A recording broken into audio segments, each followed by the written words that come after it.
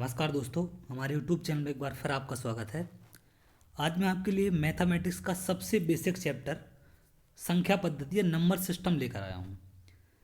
इसको बिना पढ़े आप मैथ को सोचना या समझना एक नामुमकिन सा है, क्योंकि जब तक आपको संख्याओं के बारे में, नंबर के बारे में जानकारी नहीं है, आप क्वेश्चन को आसानी से सॉल्व नहीं कर सकते हैं।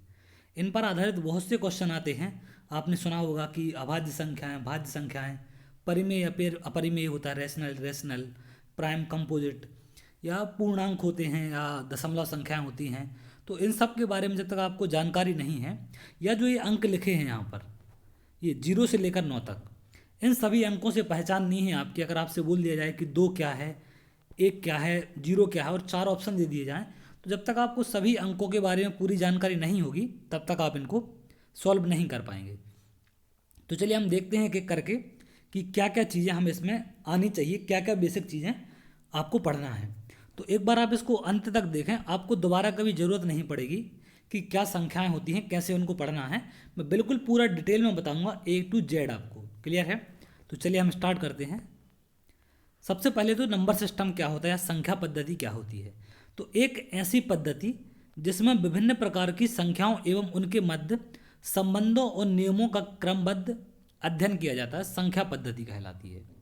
तो मतलब ऐसी संख्याओं का जहाँ अध्ययन होता है, उनसे संबंधित नियम या जो रूल हैं उनके बारे में जहाँ पर पढ़ते हैं, हम उनको क्या बोलते हैं, संख्या पद्धति। तो नॉर्मली 4 प्रकार की पद्धतियाँ यूज की जाती हैं। आपने स्कूल टाइम में पढ़ी होंगी, देखी होंगी ये। सबसे पहले होती है दशमलव संख्या पद्धति या डेसिमल नंबर सिस्टम। तो इसमें आपको इसके नाम से ही समझ में आ रहा होगा, दशमलव मतलब 10। तो इसमें कितने अंक होते हैं? 10 अंक होते हैं। कौन कौन से? 0, 1, 2, 3, 4, 5, 6, 7, 8 और 9। तो 0 से लेकर 9 तक ये कुल 10 अंक आपके दशमलव संख्या पद्धति में होते हैं। अगला है बाइनरी नंबर सिस्टम या द्विअंकीय। आपने कंप्यूटर की लैंग्वेज में पढ़ा होगा कि कंप्यूटर कौन सी लैंग्वेज सपोर्ट करता है, वो बाइनरी लैंग्वेज सपोर्ट करता है। बाइनरी का मतलब केवल 2 अंक होते हैं, और इसके नाम में भी लिखा है द्विअंकीय, मतलब 0 और 1। ये केवल 2 अंक इसमें यूज होते हैं। तो ये बेसिक सी जानकारी आपको होनी चाहिए कि कौन कौन सी संख्या पद्धतियाँ यूज होती हैं और उनमें कितने अंक होते हैं। अगला है अष्ट अंकीय या ऑक्टाडेसिमल। तो अष्ट अंकीय के नाम से आपको समझ में आ रहा है इसमें कितनी होंगी? 8 अंक होंगे। कौन कौन से? 0, 1, 2, 3, 4, 5, 6 और 7। तो ये 0 से लेकर 7 तक कुल 8 अंक होते हैं। और हेक्साडेसिमल का मतलब होता है 16 अंक होते हैं जिसमें। तो 0 से लेकर 9 तक तो होंगे ही आपके, 0 से लेकर 9 तक ये होते हैं। और 10 को बोलते हैं A, 11 को B, 12 को C, 13 को D, 14 को E और 15 को F। तो ये कुल मिला के 16 अंक होते हैं। क्लियर है? यहाँ पर A का मतलब होता है 10, B मतलब होता है 11, C मतलब होता है 12, और इसी तरीके से आगे बढ़ते जाते हैं ये। क्लियर है? तो 15 तक इसमें अंक होते हैं, जिनको हम 10 के बाद 10 से मतलब 10 को A, 11 को B, 12 को C, 13 को D, 14 को E और 15 को F बोलते हैं। तो ये 4 प्रकार के सिस्टम होते हैं जिनको आपको आना चाहिए, जिनकी जानकारी आपको होनी चाहिए। और आपके सिलेबस में जो है वो कौन सा है? आपको सिलेबस में आपकी मैथ जिस पर आधारित वो है संख्या पद्धति, पहला वाला। तो यहाँ से हमें पढ़ना है पहली वाली चीज़, संख्या पद्धति। तो संख्या पद्धति में सबसे पहले क्या चीज़ आपसे पूछी जा सकती है? जैसे संख्याओं के अंकों का मान आपसे पूछा जा सकता है, value of digit in number. तो कोई भी आपको संख्या दे दे, आपसे उसका स्थानीय मान पूछ सकता है। जैसे मैंने एक संख्या ले ली 1, 2, 3, आपसे इसका स्थानीय मान पूछ सकता है कि 3 का स्थानीय मान क्या होगा। 3 का स्थानीय मान या प्लेस वैल्यू, 3 का स्थानीय मान क्या होगा? तो आपको पता होगा इकाई के अंक का स्थानीय मान 3 ही होता है। 2 का पूछ लिया आपसे, 2 का स्थानीय मान, तो 2 का आप क्या बोलेंगे? ये दहाई का अंक है, तो जो अंक है उसको लिखते हैं और उसके बाद जितने अंक उतने हम 0 लगाते हैं। 1 का पूछे तो 1 का आप क्या बोल देंगे? 1 लिखेंगे और उसके बाद कितने अंक है? 2, तो 2 हम 0 लगा देते हैं। तो किसी भी संख्या का आप स्थानीय मान यहाँ से बता सकते हैं। जैसे एक आध और एग्जाम्पल ले लूँ, अगर संख्याएं कुछ ऐसी लिख दी आपको और इसमें पूछ लिया आपसे कि 9 का स्थानीय मान क्या होगा, 9 का प्लेस वैल्यू क्या है या स्थानीय मान क्या होगा। तो आप क्या क्या बोलेंगे इसमें, 9 का स्थानीय मान क्या हो जाएगा। आप 9 देखेंगे कहाँ पर है, यहाँ पर है। उसके बाद कितनी संख्याएं हैं, 2 हैं, तो उतने आप 0 लगा देंगे। आपसे पूछ ले 7 का स्थानीय मान, तो 7 का क्या बोल देंगे आप, 7 कहाँ पर है, यहाँ पर है, तो पहले 7 लिखेंगे। उसके बाद कितनी संख्या है, 4, तो आप 4 0 लगा देंगे। तो ये क्या होगा, 7 का स्थानीय मान होगा। तो पहले तो आपको स्थानीय मान पता होने चाहिए संख्याओं में कि स्थानीय मान किसी अंक का क्या हो सकता है। क्लियर है। आगे बढ़ते हैं, जातीय मान या फेस वैल्यू। जातीय मान, इसको अंकीय मान भी बोलते हैं, याद रखना, अंकीय मान भी इसको बोल देते हैं कभी कभी। तो किसी संख्या में किसी अंक का जातीय मान वह मान है जो उसका अपना मान है, चाहे वह अंक संख्या किसी भी स्थान पर हो। मतलब जैसे मैंने ऐसा लिख दिया 1 2 3, तो इसमें बोले आपसे कि 2 का जातीय मान क्या है, तो आप क्या बोलेंगे, 2 का जातीय मान 2 ही होगा। 1 का जातीय मान पूछे तो 1 होगा, और 3 का पूछे तो 3 होगा। लेकिन स्थानीय मान में ऐसा नहीं होता। क्लियर है। स्थानीय मान में 2 का पूछेगा तो 20 हो जाएगा, 1 का पूछेगा तो 100 हो जाएगा। तो जातीय मान में याद रखना कि जिस संख्या का आपसे पूछे जाए वही संख्या क्या होती है, आपकी जातीय मान हो जाती है। कोई भी संख्या ले आपको, जैसे 7 8 9 3 2 1 ऐसे संख्या है, और आपसे पूछे कि इस 8 का जातीय मान क्या होगा, तो आप क्या बोलेंगे, इसका 8 ही होगा। इस 2 का बोले तो 2 ही होगा, इस 3 का बोले तो 3 ही होगा। मतलब जातीय मान जो भी संख्या है वही उसका जातीय मान है। क्लियर है। तो चलिए आगे बढ़ते हैं। अब आते हैं हम संख्याओं के प्रकार पर या संख्याओं के क्लासिफिकेशन पर। सम्मिश्र संख्या या कॉम्प्लेक्स नंबर एक सारी संख्याओं का मिक्सचर होता है जहां पर सब संख्याएं इकट्ठी होती हैं, चाहे वो मान्य हो या ना हो। तो सबसे पहले तो हम देखते हैं कि माइनस इनफाइनाइट से संख्याएं शुरू होती हैं और ये चली जाती हैं -3 -2 -1 0 1 2 3 ऐसे करके 3.5 4.5 dash dash dash plus infinite तक। तो ये पूरी जो भी संख्याएं हैं वो सारी क्या हैं, आपकी सम्मिश्र संख्याएं हैं। क्लियर है। अब सम्मिश्र संख्याओं में से कुछ ऐसी हैं जिनको वास्तव में हम मानते हैं और कुछ ऐसी हैं जो सिर्फ कल्पनाओं में हैं। तो जिनको वास्तव में मानते हैं उनको वास्तविक संख्या बोलते हैं, और जो कल्पनाओं में है उनको हम काल्पनिक संख्या बोलते हैं। वास्तविक संख्या का मतलब होता है रियल नंबर, और काल्पनिक का मतलब इमेजिनरी नंबर। तो पहले तो हम काल्पनिक संख्याएं अलग कर लेते हैं। तो काल्पनिक संख्याएं क्या होती हैं ये आपको जानना जरूरी है। काल्पनिक संख्याएं वो होती हैं जिनके मतलब, जैसे आपने देखा होगा ऐसा, रूट के अंदर अगर ऐसा लिखा है -9, तो रूट के अंदर कभी भी माइनस की संख्या नहीं आती। और अगर माइनस की संख्या आएगी तो आप समझ जाएं कि वो कौन सा नंबर है, इमेजिनरी नंबर है या आपका काल्पनिक नंबर है। तो जो भी रूट के अंदर माइनस की संख्याएं हैं, जैसे -3 है, रूट के अंदर -5 है, ये सारी क्या हैं, आपकी काल्पनिक संख्याएं हैं। अब इनको सॉल्व करने के लिए एक आयोटा माना गया है जिसको हम क्या बोलते हैं, आई। इसको हिंदी और इंग्लिश में आयोटा ही बोलते हैं। इसको हिंदी और इंग्लिश में क्या बोलते हैं, आयोटा। तो आयोटा स्क्वायर बराबर होता है -1। क्लियर है। आयोटा स्क्वायर बराबर क्या होता है, -1। तो जैसे इसमें हम बात करें सॉल्व करने की, अगर ऐसा लिखा हो कभी आपको क्वेश्चन आ जाए, रूट के अंदर ये संख्या लिखी। अब आप जानते हैं कि आयोटा स्क्वायर बराबर क्या होता है, -1। ये मैथ में माना गया है कि आयोटा स्क्वायर किसके बराबर होगा, -1 के। क्लियर है। तो हम -9 को क्या लिख सकते हैं, 9 गुणित -1 का रूट। अब -1 की वैल्यू आप यहाँ से क्या रख सकते हैं, आयोटा स्क्वायर। तो ये क्या हो जाएगा, अंडर रूट के अंदर 9 इंटू आयोटा स्क्वायर। तो इसको 9 को क्या लिख सकते हैं आप, 3 का स्क्वायर इंटू आयोटा स्क्वायर। तो यहाँ से 3 के स्क्वायर से स्क्वायर कटेगा तो 3 बाहर आएगा, और आयोटा से आयोटा। तो 9 रूट माइनस रूट के 9 है, तो उसका आंसर क्या होगा, 3 आयोटा। अगर आपको ऐसा दे दे -4, तो इसका आंसर क्या होगा। अब इसको अंदर क्या लिखेंगे आप, 4 इंटू आयोटा स्क्वायर। क्लियर है। तो 4 इंटू आयोटा स्क्वायर का मतलब क्या होगा, 4 से 2 बाहर आएगा और आयोटा स्क्वायर से आयोटा। तो इसका आंसर क्या आ जाएगा, ये। क्लियर है। इसका आंसर क्या हो जाएगा, ये 2 आयोटा। तो इसको ऐसे हम सॉल्व करेंगे, इसका तरीका है सॉल्व करने का। क्लियर है। अगर आपको माइनस में रूट के अंदर संख्याएं मिले तो आप उसको इस तरीके से सॉल्व कर सकते हैं।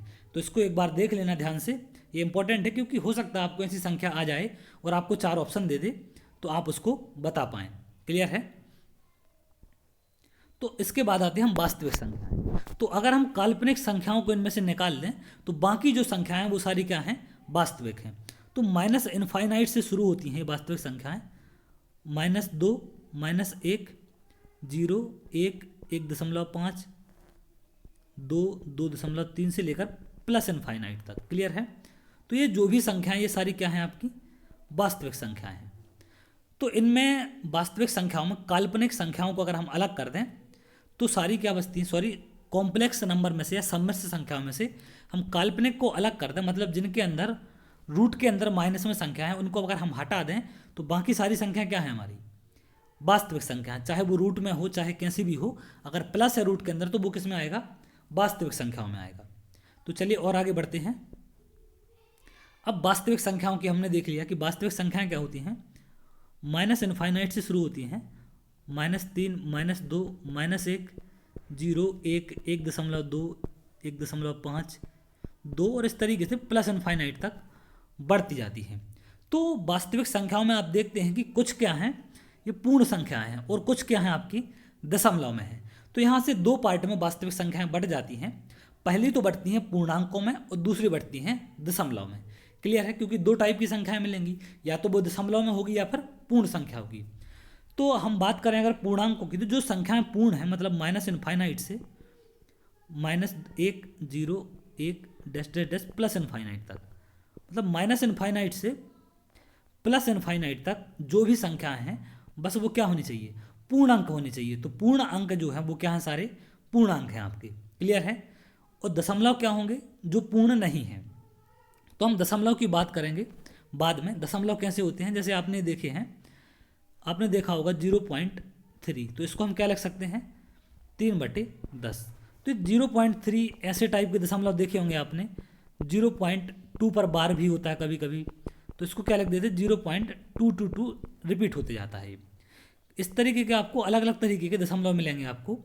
जैसे कुछ और मिलेगा 0.397218, और ये पीछे रिपीट नहीं होगा। क्लियर है, रिपीट नहीं होगा, नॉट रिपीट, मतलब पीछे रिपीट नहीं है। तो इस तरीके के अलग अलग आपको दशमलव मिलेंगे। तो अभी हम दशमलव को यहाँ पर होल्ड करेंगे। अभी हम वास्तविक संख्याओं का पहला टाइप पढ़ेंगे, पूर्णांक, इंटीजर। क्लियर है, उसके बाद हम आएंगे दशमलव पर। तो दशमलव कुछ इस तरीके से होते हैं। तो हमने क्या किया कि वास्तविक संख्याओं में से पूर्ण संख्याओं को अलग कर दिया और दशमलव संख्याओं को अलग कर दिया है। तो अब पूर्ण संख्याओं को लेके चलेंगे हम, जो पूरी पूरी संख्याएं हैं। तो पूर्णांक क्या है, इंटीजर क्या है, जो पूरी संख्या है, मतलब माइनस इनफाइनाइट से अगर हम देखें तो -2, -1, 0, 1, 2 प्लस इनफाइनाइट तक जो भी संख्या है वो क्या है, आपकी पूर्णांक है। क्लियर है। अब पूर्णांक में आपको दिखेगा कि कुछ संख्याएं ये ऋणात्मक हैं और कुछ संख्याएं ये धनात्मक हैं। तो यहाँ से दो पार्टों में फिर बट गया है। पहला तो बट गया है आपका ऋण पूर्णांक या ऋणात्मक पूर्णांक बोलते, धन पूर्णांक सॉरी, धनात्मक पूर्णांक या पॉजिटिव इंटीजर, और दूसरा होता है ऋण पूर्णांक या नेगेटिव इंटीजर। तो पॉजिटिव इंटीजर में जो धनात्मक संख्या है हम उनको ले लेंगे, जैसे 1, 2, 3 इस तरीके से बढ़ेंगे प्लस इनफाइनाइट तक। तो ये सारी क्या है, प्लस वाली संख्याएं क्या है, ये प्लस इनफाइनाइट तक आपकी पूर्णांक है, धन पूर्णांक। क्लियर है, या धनात्मक पूर्णांक। और ऋणात्मक पूर्णांक क्या है, ये है आपके माइनस इनफाइनाइट से आप शुरू करें अगर तो -2, -1, ये -2, -1 तक आपके क्या है, ऋणात्मक पूर्णांक है। तो इसमें फिर एक संख्या और बच जाती है हमारी, 0। तो 0 क्या है, 0 को हम अलग से ले लेंगे, क्योंकि 0 ना तो धनात्मक होता है और ना ही ऋणात्मक। अब धनात्मक पूर्णांक का मतलब ये होता है कि अगर हम उसको किसी संख्या में जोड़ें तो उसमें फर्क पड़ना चाहिए। क्लियर है। और ऋणात्मक पूर्णांक का भी मतलब क्या होता है कि अगर हम किसी संख्या से उसको घटाएं तो उसमें फर्क पड़ना चाहिए। तो 0 को किसी संख्या में जोड़ने से ना तो फर्क पड़ता है और ना ही 0 को किसी संख्या से घटाने से फर्क पड़ता है। तो ये जो 0 है वो क्या है, ना धनात्मक है और ना ऋणात्मक है। क्लियर है। तो 0 क्या है, ना धनात्मक है और ना ही ऋणात्मक है। अब जो ये धनात्मक पूर्णांक होते हैं पॉजिटिव इंटीजर, इनको ही क्या बोलते हैं हम, प्राकृतिक संख्याएं या नेचुरल नंबर। नेचुरल नंबर यही होते हैं आपके 1, 2, 3 से लेकर प्लस इनफाइनाइट तक। क्लियर है। तो इनको याद रखना, कि यही क्या होते हैं आपके जो धनात्मक पूर्णांक या पॉजिटिव इंटीजर होते हैं, वही आपके नेचुरल नंबर या प्राकृतिक संख्याएं होती हैं। क्लियर है? तो जब हम नेचुरल नंबर को और जीरो को क्या करें, मिला दें, तो क्या बन जाएगा, जीरो, एक से लेकर प्लस इनफाइनाइट तक। तो ये क्या कहलाएंगी फिर, पूर्ण संख्याएं। क्लियर है? जब हम जीरो को प्राकृतिक संख्याओं के साथ या धनात्मक पूर्णांक के साथ मिला देंगे तो वो क्या बन जाएंगी, जीरो से लेकर प्लस इनफाइनाइट तक। क्लियर है? तो ये चीज़ आपको समझ में आ गई कि कौन सी संख्याएं क्या हैं। अब इसमें कुछ सम संख्याएं होंगी, कुछ विषम संख्याएं होंगी। क्लियर है? तो सम संख्याएं क्या होती हैं, जिनको हम दो से डिवाइड कर सकें या जो दो से डिवाइड हों। जो दो से डिवाइड हैं वो है सम संख्याएं, और जो दो से डिवाइड नहीं है वो क्या है आपकी विषम संख्याएं। क्लियर है? जो दो से डिवाइड नहीं है वो विषम संख्याएं हैं, और जो दो से डिवाइड हैं वो सम संख्याएं हैं। तो यहाँ से आपने इतनी सारी चीज़ें समझ ली हैं कि पहला तो क्या समझा है कि धन पूर्णांक या धनात्मक पूर्णांक क्या है। धनात्मक पूर्णांक वो है जो संख्याएं पॉजिटिव हैं, मतलब प्लस इनफाइनाइट से लेकर अगर हम बात करें, या फिर इसको एक से लेकर बात करें, एक दो तीन प्लस इनफाइनाइट तक, तो ये क्या है आपकी धनात्मक पूर्णांक है। और इनको ही हम क्या बोलते हैं, प्राकृतिक संख्याएं बोलते हैं, नेचुरल नंबर। क्लियर है? तो इसको याद रखना कि यही क्या कहलाती हैं आपकी प्राकृतिक संख्याएं या नेचुरल नंबर कहलाती हैं। ऋणात्मक पूर्णांक क्या होते हैं, नेगेटिव इंटीजर।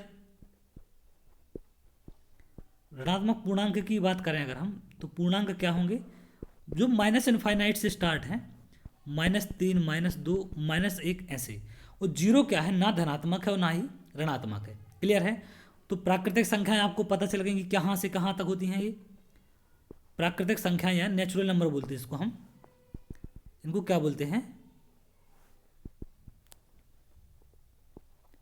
प्राकृतिक संख्याएं या नेचुरल नंबर। नेचुरल नंबर ये कहाँ से कहाँ तक होती हैं, 1, 2, 3 से लेकर प्लस इनफाइनाइट तक। तो इनको याद रखना है। क्लियर है? और संपूर्ण संख्याएं क्या होती हैं, होल नंबर।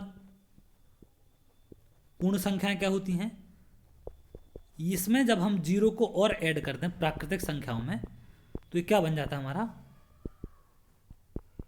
प्लस इनफाइनाइट तक। ये पूर्ण संख्याएं कहलाती हैं। क्लियर? प्राकृतिक संख्याएं एक से स्टार्ट होती हैं और पूर्ण संख्याएं होल नंबर जीरो से। जैसा कि आपने यहाँ पर पढ़ा कि ये जीरो से जो इनफाइनाइट तक है प्लस में, वो क्या है आपके पूर्ण संख्याएं हैं या होल नंबर हैं। और नेचुरल नंबर क्या हैं, जो आपके पॉजिटिव इंटीजर या धनात्मक पूर्णांक है, मतलब एक से लेकर प्लस इनफाइनाइट तक।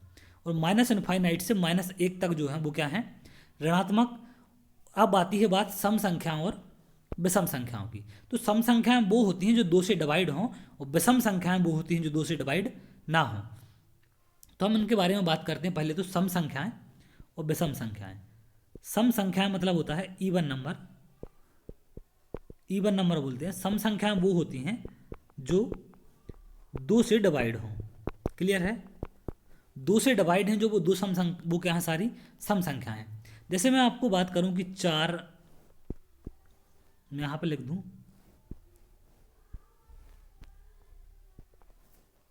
सॉरी, अगर मैं यहां संख्याएं लिख दूं आपको 4, 4, 6, 8, 10, तो इस तरीके से क्या है, सारी दो से डिवाइड हैं। तो ये क्या है, सब पूरी की पूरी क्या है आपकी सम संख्याएं होंगी। क्लियर है? अगर आप यहाँ से देख रहे हैं कि दो दो संख्या हम क्या करते आए, पीछे करते आए, तो हमें क्या मिलती है, किसी भी सम संख्या से दो संख्या आप पीछे आते हैं तो आपको सम संख्या मिलती है। तो 4 से 2 पीछे आएंगे तो क्या मिलेगा, 2, 2 से 2 पीछे आएंगे तो 0, 0 से 2 आएंगे तो -2, -2 से -4। तो इस तरीके से माइनस इनफाइनाइट से प्लस इनफाइनाइट तक जो भी संख्या दो से डिवाइड है वो सारी क्या होंगी, आपकी सम संख्याएं होंगी। क्लियर है? तो 0 भी एक क्या है, आपकी सम संख्या है। याद रखना इसको कि 0 एक क्या है, आपकी सम संख्या है। अगर हम बात करें विषम संख्या की या ऑड नंबर की, तो ऑड नंबर क्या होते हैं, जो दो से डिवाइड ना हो। क्लियर है? जो दो से डिवाइड ना हो। तो जो दो से डिवाइड नहीं है वो क्या है, आपके ऑड नंबर, जैसे 1, 3, 5, 7, 9, इस तरीके से प्लस इनफाइनाइट तक ये भी बढ़ेंगे। और यहाँ जब पीछे आएंगे आप इसमें, तो इसके पीछे क्या आएगा, 2 पीछे -1, -3। तो इस तरीके से ये भी माइनस इनफाइनाइट से लेकर प्लस इनफाइनाइट तक होती हैं। क्लियर है? सम संख्याएं माइनस इनफाइनाइट से प्लस इनफाइनाइट तक होती हैं, लेकिन कंडीशन है सम संख्याओं की कि वो 2 से डिवाइड हो। और विषम संख्याएं भी माइनस इनफाइनाइट से प्लस इनफाइनाइट तक होती है, लेकिन इनकी कंडीशन क्या है कि ये 2 से डिवाइड ना हो। तो याद रखना कि 0 एक क्या है, आपकी सम संख्या है। क्लियर है? तो चलिए आगे बढ़ते हैं। आप यहाँ से सम संख्याएं समझ गए। अब बात आती है दशमलव की। ये तो हमने पढ़े पूर्णांक क्या होते हैं। तो पूर्णांक में धनात्मक होते हैं, कुछ ऋणात्मक होते हैं, कुछ ना धनात्मक होते ना ऋणात्मक, जैसे 0, और कुछ उन्हीं में से पूर्णांकों में से सम और विषम संख्याएं बनती हैं। तो उन सबको हमने अलग अलग करके देखा। अब बात आती है दशमलव वाले। पूर्णांक वाली संख्याएं अलग हो गई, अब आते हम दशमलव वाली संख्याओं पर। तो जैसे आपने देखा कि मैंने लिखा था कि 0.3, तो इसको हम क्या लिख सकते हैं, 3/10। 0.2 बार, तो जिस 0.2 बार का मतलब होता है 2/9। इसको आगे हम पढ़ेंगे पूरा कि कैसे 2/9 होता है। तो 0.2 बार का मतलब होता है 2/9। और अगर ऐसा कुछ लिखा है 3, 7, 8, 9 और पीछे रिपीट नहीं हो रहा है, तो इसको आप बटे में नहीं लिख सकते ऐसे। क्लियर है? तो 3/10 को हम क्या बोल सकते हैं कि ये क्या है, P/Q है। और ये भी क्या है, एक P/Q है। क्या इसको आप P/Q लिख सकते हैं? तो इसको हम P/Q के रूप में नहीं लिख सकते। क्लियर है? इसको हम P/Q के फॉर्म में नहीं लिख सकते। तो हमारी दशमलव संख्याओं से ही क्या बनती है, परिमेय या रैशनल नंबर। रैशनल नंबर वे हैं कि जिन्हें P/Q के रूप में हम व्यक्त कर सकते हैं। और P और Q क्या हो, एक पूर्णांक हो, इंटीजर हो, और Q 0 के बराबर ना हो, मतलब बटे में 0 के बराबर ना हो। क्लियर है? अपरिमेय संख्या क्या होती हैं, जिनको हम P/Q के रूप में नहीं लिख सकते, वो अपरिमेय संख्या होती है। यहाँ पर भी P और Q एक इंटीजर होगा, पूर्णांक होगा। क्लियर है? तो आपने यहाँ से देखा कि हम जिनको P/Q में लिख पा रहे वो क्या है, आपका परिमेय संख्या है, और जिनको नहीं लिख पा रहे वो क्या है, आपकी अपरिमेय संख्या है। तो कौन सी संख्याएं हैं जिनको हम लिख पा रहे, जैसे 0.3 को लिख पा रहे, 0.2 बार, ये सब क्या है। अब जैसे नॉर्मल आप प्राकृतिक संख्याएं ले लें 2, तो 2 को हम क्या लिख सकते हैं, 2/1। तो 2 को आप 2/1 लिख सकते हैं। तो बिल्कुल ये क्या है, आपकी परिमेय संख्या है। 3 हो गया, या सारी जो भी आपके नेचुरल नंबर हैं 7, 8, 10, ये सब क्या हैं, आपके प्राकृतिक वो परिमेय संख्या हैं। क्लियर है? तो ये चीज़ समझ आ गई आपको। मैं इसको थोड़ा सा साफ कर देता हूँ यहाँ से।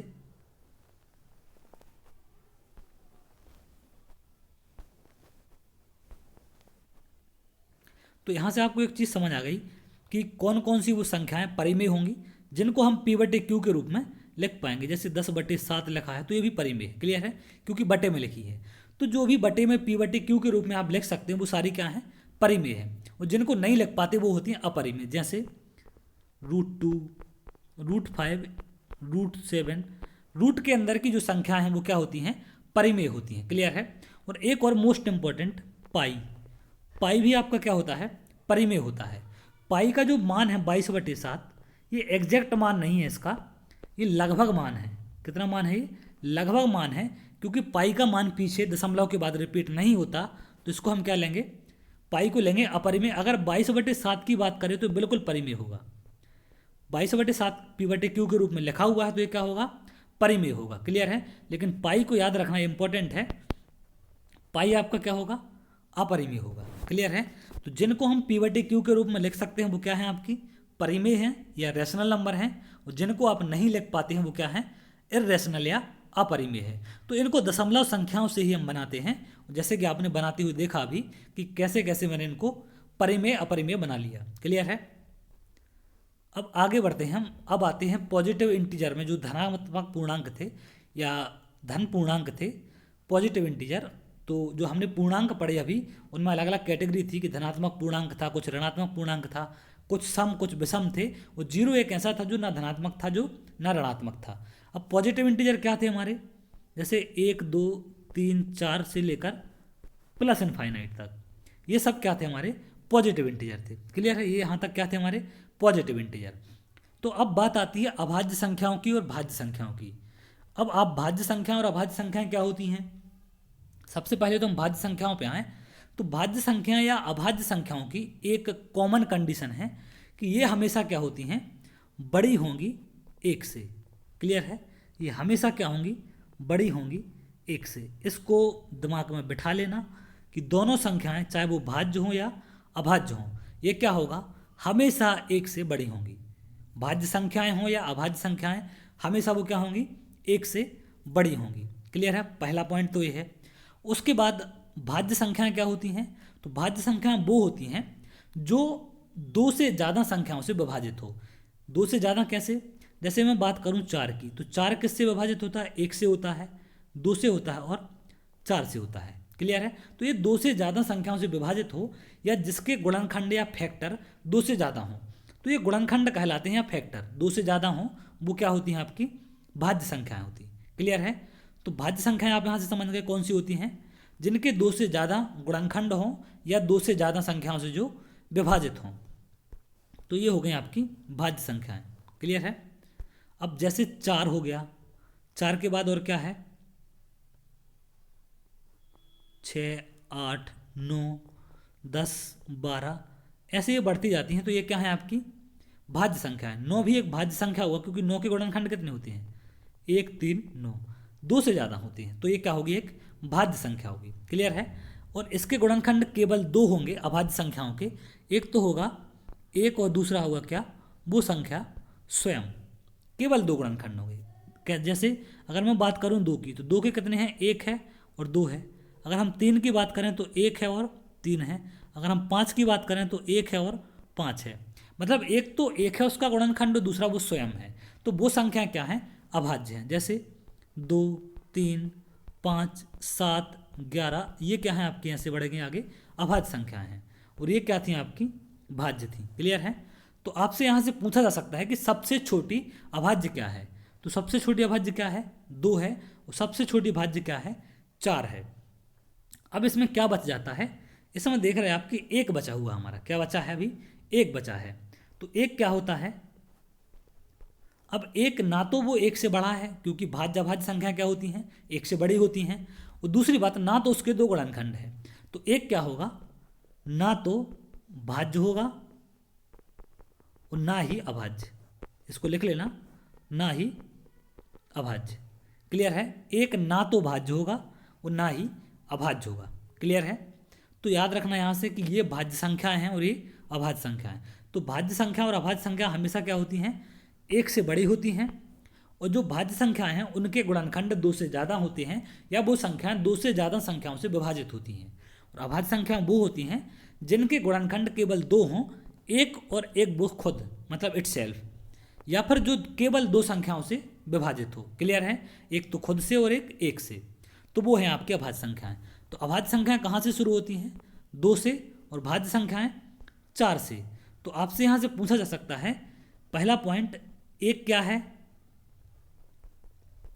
तो एक क्या है, एक ना तो भाज्य है और ना ही अभाज्य, इसको याद रखना। क्लियर है, दूसरा पॉइंट क्या याद रखना आपको, कि सबसे छोटी अभाज्य संख्या, सबसे छोटी अभाज्य संख्या क्या है, 2 है। क्लियर है, तीसरा पॉइंट, सबसे छोटी भाज्य संख्या पूछ सकता है आपसे, सबसे छोटी भाज्य क्या है, 4 होती है। याद रखना इन तीनों पॉइंटों को, ठीक है। और एक चीज और पूछा जा सकता है आपसे यहाँ से, मोस्ट इंपॉर्टेंट, इस पर स्टार लगा लेना, कि भाज्य सम संख्या, सॉरी अभाज्य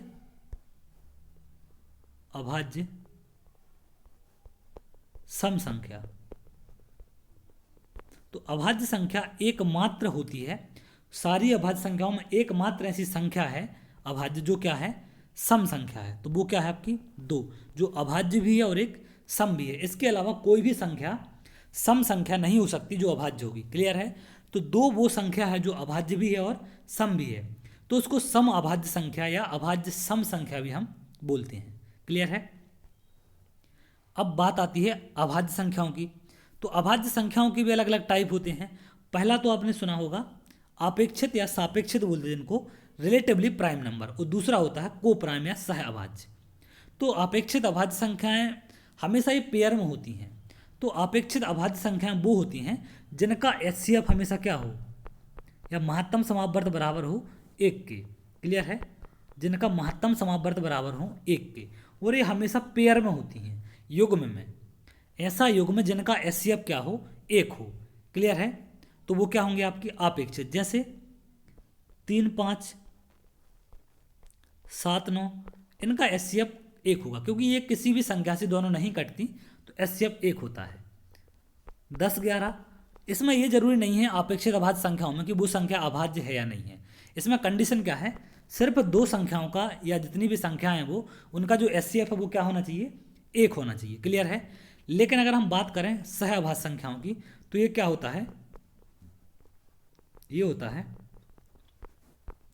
2 अभाज्य संख्याओं का युग्म या 2 से अधिक अभाज्य संख्याओं का जो पेयर है, प्राइम नंबर का जो पेयर है वो क्या होता है, सहअभाज्य होता है आपका। जैसे 3 5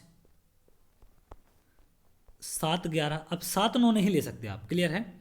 7 9 यहाँ पर आप नहीं ले सकते हैं, इसको याद रखना, क्योंकि 9 यहाँ पर अभाज्य नहीं है और इसमें होता है कि 2 अभाज्य संख्याओं का पेयर हो। क्लियर है? तो जैसे 7 11 ये आप ले चुके हैं यहाँ पर, इसको बदल लें, 7 11 हो चुका है, 7 17 हो गया, 11 17 हो गया। तो इस तरीके से 2 अभाज्य संख्याओं का जो युग्म है, पेयर है, वो क्या कहलाता है आपका, सह अभाज्य संख्याएं कहलाती हैं। और अपेक्षित अभाज्य वो कहलाती हैं जिनका एचसीएफ केवल 1 हो। तो कोई भी संख्याएं हो सकती हैं वो, उनका एचसीएफ हमेशा क्या होना चाहिए, 1 होना चाहिए। क्लियर है? और सह अभाज्य का मतलब क्या होता है, कोप्राइम का, कि उनकी 2 संख्याओं का युग्म हो वो हमेशा अभाज्य संख्याओं का पेयर हो। क्लियर है? यहाँ तक कोई डाउट? तो आपने यहाँ से बहुत सारी चीज़ें सीखी हैं आज, कि जो सम्मिश्र संख्याएं हैं उसमें से कुछ वास्तविक होती हैं, कुछ काल्पनिक होती हैं, रियल नंबर इमेजिनरी होते हैं, फिर वास्तविक से कुछ पूर्णांक बनते हैं, कुछ दशमलव वाली बनती हैं। दशमलव से आपने कैसे परिमेय अपरिमेय बनाए, कैसे सीखे वो बहुत इंपॉर्टेंट है। पूर्णांकों से आपने कैसे देखा कि धनात्मक पूर्णांक क्या होते हैं, ऋणात्मक क्या होते हैं, जीरो धनात्मक है या ऋणात्मक है वो भी सीखा। सम विषम संख्याएं क्या होती हैं वो भी आपने पढ़ी यहाँ पर। और मेन इंपॉर्टेंट है भाज्य अभाज्य संख्याओं का। तो ये भी आपने जाना कि भाज्य अभाज्य संख्या हमेशा क्या होंगी, 1 से बड़ी होंगी, और जो सबसे छोटी अभाज्य संख्या है वो क्या होगी, 2 होगी।